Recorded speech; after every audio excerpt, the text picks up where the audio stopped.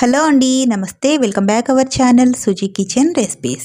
ఈరోజు ఒక చక్కటి బ్రేక్ఫాస్ట్ రెసిపీ ఆనియన్ పరోటా అయితే చేసి చూపించబోతున్నాను. దీని టేస్ట్ అయితే చాలా బాగుంటుందండి. చాలా సింపుల్గా ప్రిపేర్ చేసుకోవచ్చు. మరి ఈ పరోటాని ఎలా ప్రిపేర్ చేసుకోవాలో ఇప్పుడైతే వీడియోలోకి వెళ్ళి చూసేయండి. పిండి కలపడానికి వీలుగా ఇలా ఒక గిన్నె తీసుకోండి. ఇందులోకి ఒక కప్పుతో 2 కప్పుల వరకు గోధుమ పిండిని వేసుకోండి. పిండి వేసిన తర్వాత ఇందులోకి ఒక పావు స్పూన్ వరకు సాల్ట్ వేసుకోండి. ఆ తర్వాత ఒక 2 టేబుల్ స్పూన్ల వరకు ఆయిల్ కూడా వేసుకొని ఈ ఆయిల్ సాల్ట్ పిండికి కలిసేలాగా చేయితో ఇలా రబ్ చేస్తూ కలుపుకోవాలి. ఇలా కలిపారంటే ఆయిల్ అంతా కూడా పిండికి చక్కగా పడుతుంది. ఇలా మొత్తం కలిపేసుకున్న తర్వాత ఇప్పుడు నీళ్ళని తీసుకొని ఇలా కొద్దిగా వేసుకుంటూ పిండి అంతా కూడా చక్కగా సాఫ్ట్గా మిక్స్ చేసుకోవాలి. నీళ్ళు ఒకేసారి వేయకుండా కొద్దిగా వేస్తూ మరీ గట్టిగా లేకుండా కొంచెం ఇలా సాఫ్ట్గా పిండి అయితే కలిపేసుకోవాలి. ఇప్పుడు పిండి ఆరిపోకుండా మూత పెట్టేసి పక్కన పెట్టేసుకోండి. ఇప్పుడు ఇందులో కావాల్సిన స్టఫింగ్ అయితే రెడీ చేసుకుందాం. ఒక గిన్నె తీసుకొని ఇందులోకి ఒక 3 ఉల్లిపాయలని ఇలా సన్న ముక్కలుగా తరిగి వేసుకోండి. ఇప్పుడు ఇందులోకి ఒక అర స్పూన్ వరకు సాల్ట్ అయితే వేసుకోండి. ఆ తర్వాత మరొక అర స్పూన్ వరకు కారం పొడి వేసుకోండి. ఇలా కారం వేసిన తర్వాత ఇందులోనే ఒక పావు స్పూన్ వరకు జీలకర్ర పొడి, ఒక అర స్పూన్ వరకు ధనియాల పొడి, అలాగే మరొక పావు స్పూన్ వరకు గరం మసాలా అయితే వేసుకోండి. ఈ మసాలాల వల్ల మంచి ఫ్లేవర్ టేస్ట్ బాగుంటుంది. ఇప్పుడు ఇందులోకి ఒక అర చెక్క వరకు నిమ్మకాయ తీసుకొని నిమ్మరసం పిండేసుకోండి. ఇలా నిమ్మరసం పిండేసుకున్న తర్వాత ఈ ఉల్లిపాయలు కలిసేలాగా చేయితో ఇలా మొత్తం కూడా రబ్ చేసుకుంటూ మిక్స్ చేసుకోవాలి. ఈ ఉల్లిపాయలోకి సాల్ట్ వేసి కలుపుతున్నాం కదా, కొంచెం తడి అనేది వస్తుందండి. ఈ మసాలాలన్నీ కూడా ఆనియన్స్కి చక్కగా పడతాయి. ఇలా మొత్తం కూడా ఒకసారి మిక్స్ చేసేసుకొని ఇప్పుడు ఒక అర కప్పు వరకు పుట్నాల పప్పుని అయితే తీసుకోవాలి. ఈ పప్పుని ఇలా మిక్సీ జార్లో వేసుకొని ఇలా మెత్తగా గ్రైండ్ చేసుకోవాలి. ఇలా గ్రైండ్ చేసిన పుట్నాల పొడిని ఈ ఉల్లిపాయల్లోకి వేసేసుకోండి.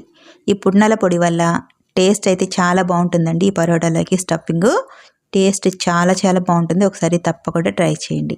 ఇప్పుడు ఇదంతా కూడా పొడిగానే ఒకసారి కలిపేసుకొని వీలైనంత కొద్దిగా నీళ్ళని తీసుకొని మొత్తం కూడా ముద్దలాగా కలిపేసుకోవాలి. నీళ్ళు ఎక్కువ పట్టవండి, ఆనియన్స్లో ఆల్రెడీ వాటర్ వస్తుంది కాబట్టి తక్కువ వాటర్ పడతాయి. ఇలా కలిపేసుకొని ఈ స్టఫింగ్ పక్కన పెట్టేసుకోండి. ఇప్పుడు మనం ముందుగా గోధుమ పిండి కలిపి పెట్టాం కదా, చక్కగా సాఫ్ట్గా అయిపోయింది. ఈ పిండిని పరోటా ఏ సైజులో చేస్తామో దాన్ని బట్టి పిండి ముద్దనైతే తీసేసుకోండి. ఇలా పిండి ముద్ద తీసేసుకొని మిగిలిన పిండి ఆరిపోకుండా మూత పెట్టి పక్కన పెట్టేసుకోండి. ఇప్పుడు ఈ పిండి ముద్దని ఇలా రౌండ్గా సర్కిల్ చేసి ఇలా చిన్న బౌల్లాగా చేసేసుకోవాలి. మనం కచోరీలకి ఎట్లా చేస్తామో అదే విధంగా ఇలా రౌండ్గా చేసేసుకొని ఈ ఆనియన్ స్టఫింగ్ ఉంది కదా, దీన్ని ఇలా చిన్న ముద్దలాగా తీసేసుకొని ఈ ఆనియన్ స్టఫింగ్ని ఈ పిండిలోకి స్టఫ్ చేసుకోవాలి. ఇలా మిడిల్లో పెట్టేసి కొద్దిగా ఇలా ప్రెస్ చేసామంటే చుట్టూర పిండి అంతా కూడా ఇలా పైకి వచ్చేస్తుంది. ఇలా వచ్చిన తర్వాత ఇలా మొత్తం కూడా క్లోజ్ చేసేసుకోవాలి.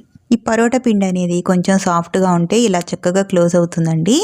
ప్రిపేర్ చేసుకోవడానికి చాలా ఈజీగా ఉంటుంది. ఇలా మొత్తం క్లోజ్ చేసిన తర్వాత 2 అరచేతిలో పెట్టి కొద్దిగా ఇలా ప్రెస్ చేశారంటే స్ప్రెడ్ అయిపోతుంది. ఆ తర్వాత ఇలా పూరీ పీట మీద పెట్టేసుకొని చేయితోనే ఇలా ప్రెస్ చేసుకోవాలి. పిండి సాఫ్ట్గా ఉంటుంది కాబట్టి చేయితోనే ఈజీగా చేసేసుకోవచ్చు. ఇలా కొద్దిగా ప్రెస్ చేసిన తర్వాత పైవైపు నల్ల నువ్వుల్ని కొద్దిగా వేస్తున్నాను. ఆ తర్వాత సన్నగా తరిగిన కొత్తిమీర కూడా కొద్దిగా వేస్తున్నాను. ఇవి వేయడం వల్ల చూడడానికి చాలా కలర్ఫుల్గా ఉంటుందండి. పిల్లలకైతే బాగా నచ్చుతుంది, టేస్ట్ కూడా బాగుంటుంది. ఇలా వేసిన తర్వాత చేయితోని ఇలా చిన్నగా ప్రెస్ చేస్తూ ఉంటే చక్కగా స్ప్రెడ్ అయిపోతుంది.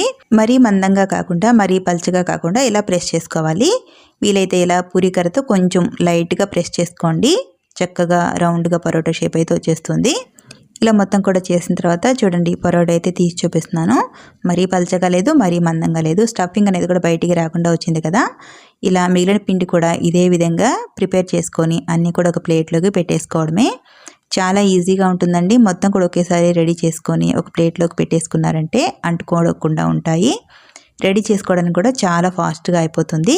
నేను పిండి అంతా కూడా ఇలా ప్రిపేర్ చేశాను. ఇప్పుడు వీటిని అయితే ఫ్రై చేసుకుందాం. స్టవ్ ఆన్ చేసుకొని ఇలా ఒక ప్యాన్ పెట్టేసుకోండి. కొద్దిగా వేడెక్కిన తర్వాత ఇలా లైట్గా ఆయిల్ అయితే అప్లై చేసేసుకోండి. ఇలా లైట్గా ఆయిల్ అప్లై చేసిన తర్వాత ముందుగా ప్రిపేర్ చేసి పెట్టుకున్న ఈ పరోటాలని ఇలా ఒకవైపు వేసేసుకోండి. ఇలా వేసిన తర్వాత స్టవ్ని మీడియం ఫ్లేమ్లో పెట్టేసుకొని చిన్న మంట మీదనే నెమ్మదిగా ఫ్రై చేసుకోవాలి. ఒక 2 నిమిషాలు ఒకవైపు ఫ్రై అయిపోయిన తర్వాత రెండో వైపు ఇలా చక్కగా టర్న్ చేసుకొని ఫ్రై చేసుకోవాలి. ఇలా రెండో వైపు టర్న్ చేసినప్పుడు ఆయిల్ వేసేసుకోవాలి. ఇలా ఒక అర స్పూన్ వరకు ఆయిల్ని వేసేసుకొని ఇదంతా కూడా ఇలా గరిటెతో మొత్తం స్ప్రెడ్ చేసుకున్నారంటే పరోటాకు అంతా కూడా ఆయిల్ చక్కగా పడుతుంది. ఇలా రెండో వైపు కూడా మళ్ళీ టర్న్ చేసి ఆయిల్ అయితే మళ్ళీ అప్లై చేసుకోవాలి. ఇలా ఆయిల్ స్ప్రెడ్ చేసుకున్న తర్వాత 2 వైపులా టర్న్ చేస్తూ మీడియం మంట మీద నెమ్మదిగా ఫ్రై చేసుకోవాలండి. అప్పుడే పిండి పచ్చిగా లేకుండా స్టఫింగ్ కూడా చక్కగా ఉడికిపోతుంది. హై ఫ్లేమ్లో పెట్టి ఫ్రై చేశారంటే పైవైపు తొందరగా మాడిపోతుందండి, లోపల పిండి అనేది పచ్చిగా ఉండిపోతుంది. మీడియం మంట మీద నెమ్మదిగా కుక్ చేసుకున్నారంటే ఇలా మంచి కలర్ వస్తుంది. ఇలా ఫ్రై చేసుకున్నారంటే పరోటాలు అయితే రెడీ అయిపోతాయి. మిగిలిన పిండి కూడా ఇదే విధంగా ఫ్రై చేసేసుకుంటే ఎంతో టేస్టీగా ఉండే ఆనియన్ పరోటా అయితే రెడీ అయిపోతుందండి. చాలా సింపుల్గా మొత్తం కూడా ఒకేసారి రెడీ చేసుకొని ప్రిపేర్ చేసేసుకోవచ్చు. చాలా ఈజీగా ఉంటుంది. టేస్ట్ కూడా చాలా బాగుంటుందండి. ఇందులో పుట్నాల పప్పు వేసాం కదా, రుచి చాలా బాగుంటుంది. చూడండి, పరోటాలు చూడడానికి చాలా కలర్ఫుల్గా ఉన్నాయి కదా, పిల్లలకైతే భలేగా నచ్చుతుంది. దీన్ని లంచ్లో కానీ డిన్నర్లో కానీ ప్రిపేర్ చేసేసుకోవచ్చండి. అంత రుచిగా ఉంటాయి. చాలా సింపుల్గా చేసేసుకోవచ్చు. చాలా సాఫ్ట్గా ఉంటుంది. లోపల స్టఫింగ్ అయితే టేస్ట్ చాలా బాగుంటుందండి. మీరు కూడా ఈ ప్రాసెస్లో ఈ ఆనియన్ పరోటా రెసిపీని ట్రై చేసి ఈ రెసిపీ ఎలా వచ్చిందో కామెంట్ చేయండి. మరి ఈ వీడియో నచ్చితే ప్లీజ్ ఒక లైక్ చేసి ఈ వీడియోని మరికొంతమందికి షేర్ చేయండి. అలాగే subscribe to my YouTube channel. Thank you.